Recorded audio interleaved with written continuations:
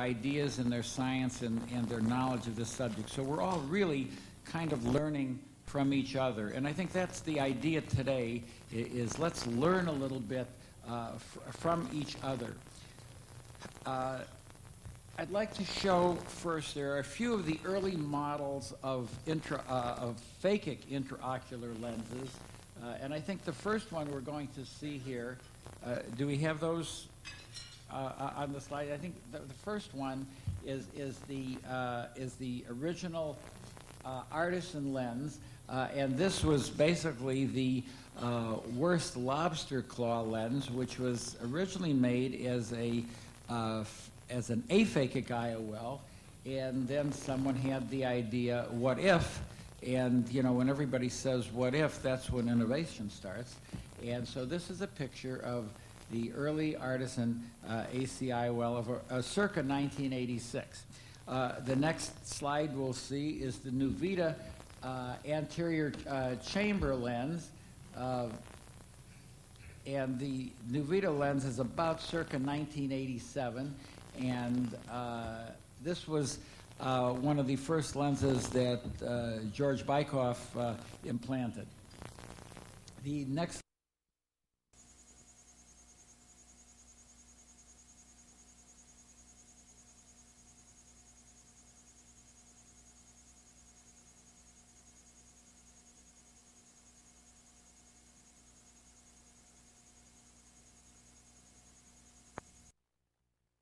And, you know, some of these changes we can't see in these pictures, the fine modifications that have been made, but these will give you a rough idea of the way the these early lenses looked like. We'll now see a picture of the Phakic 6, the 1997 lens.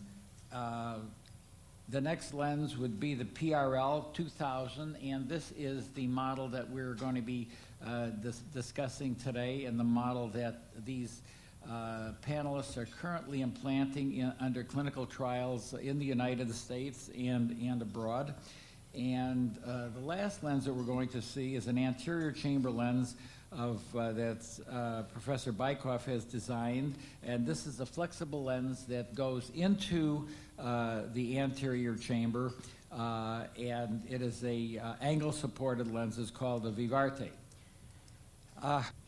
Now, again, as I stated, we're going to learn from each other this morning, and I think that's the exciting thing about this.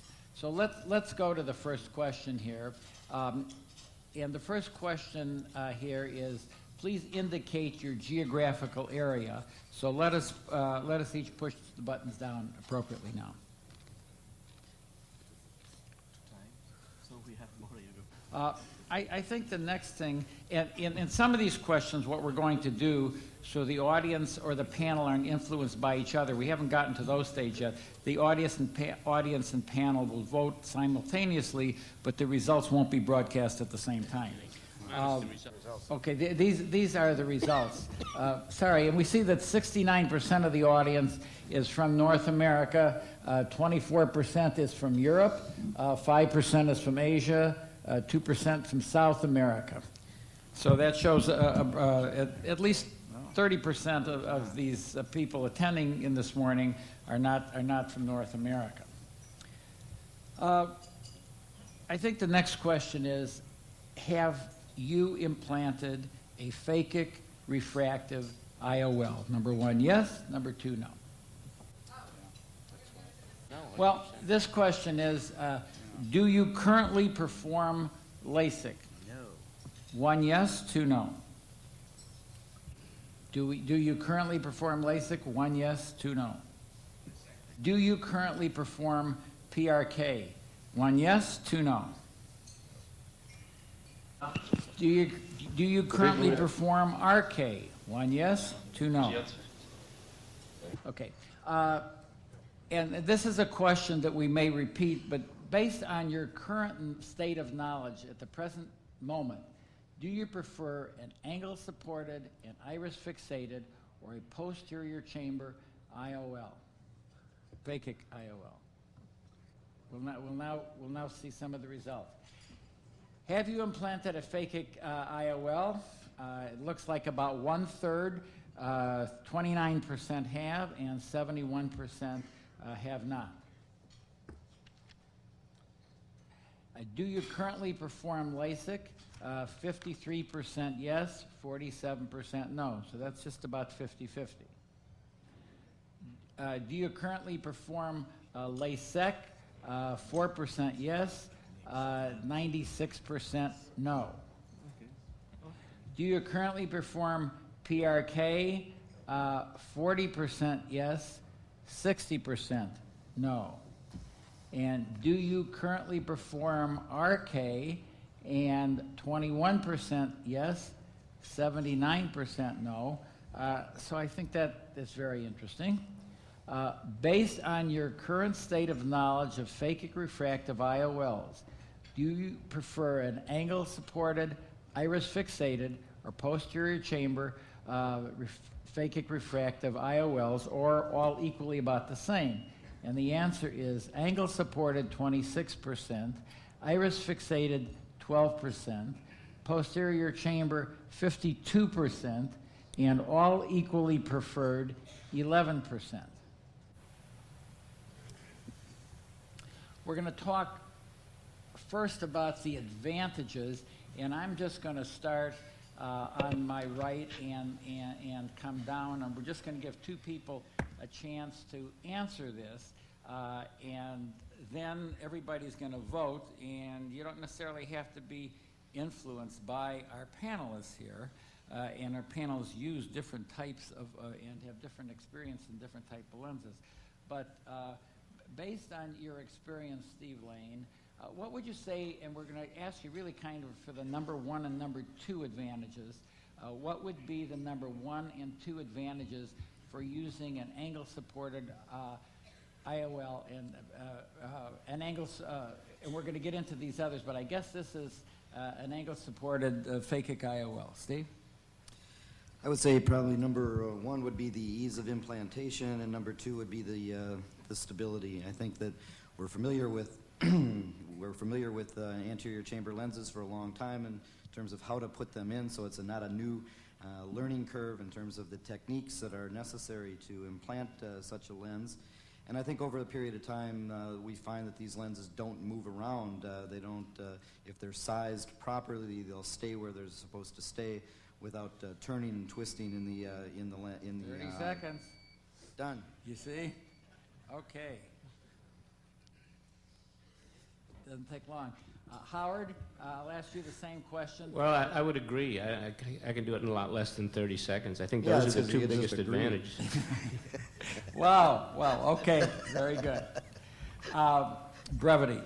Now let's ask the panelists. I'm going to ask you to vote for 2 different things. Not the panelists will vote, and the audience will also vote.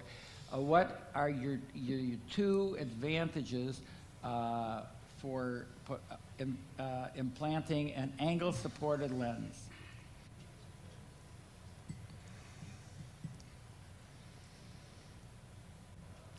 Minus. We are talking about what kind of IOL? This is angle-supported. Yes, angle supported, but for me, Vivarte is one thing. Other IOLs are something else, and I have some other option to implant a lens. For example, I use topical anesthesia routinely. It's a foldable lens, and I don't need iridectomy.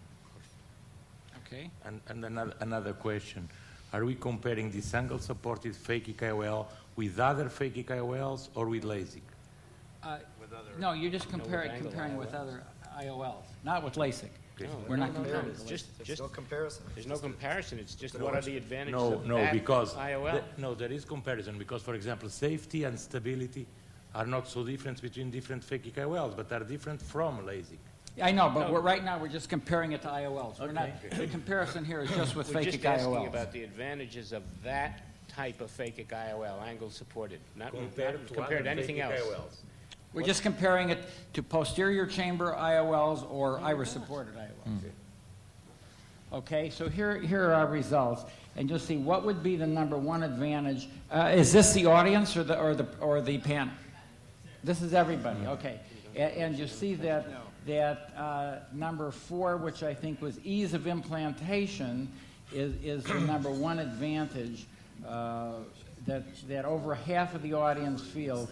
The ease of implantation of an anterior chamber lens is one of the main advantages of putting it in. And I guess we can go to number 2. And what would be the number 2 advantage for potentially implanting an angle-supported IOL? And it looks like it's not quite as distinct, but number 24, ease of explantation or removal.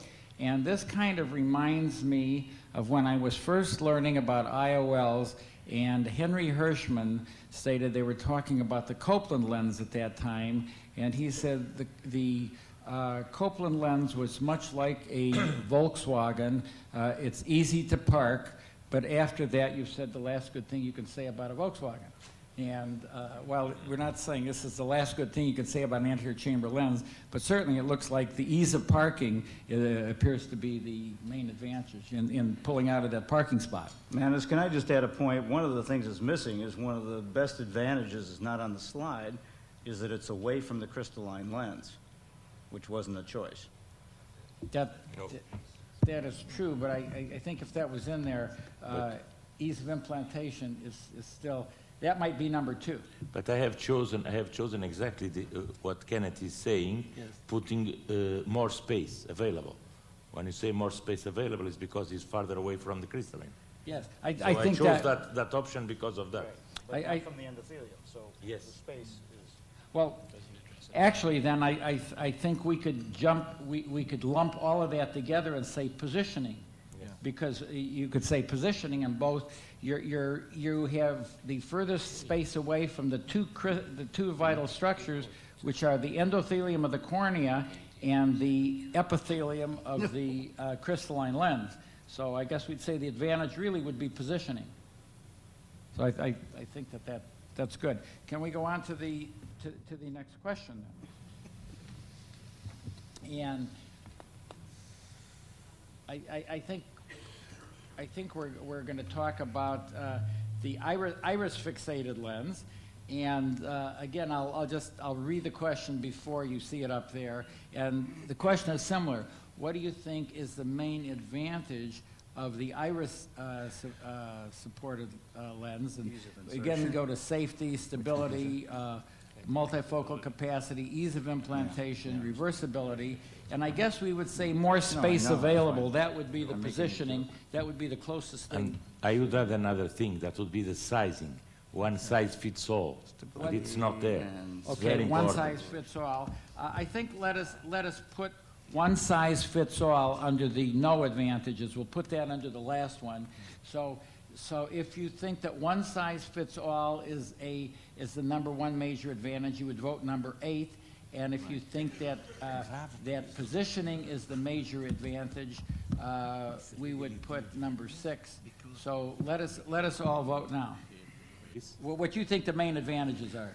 For iris fixate, I think the main advantage is the size independence. One size fits all.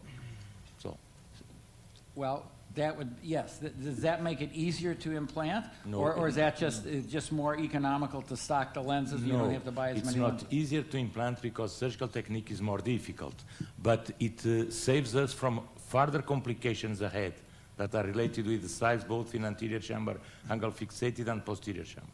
Matteo, would you care to comment? I agree with Antonio, because the problem with iris fixed lens is that the size is 6 millimeters. So to implant a lens with an open eye may be more difficult.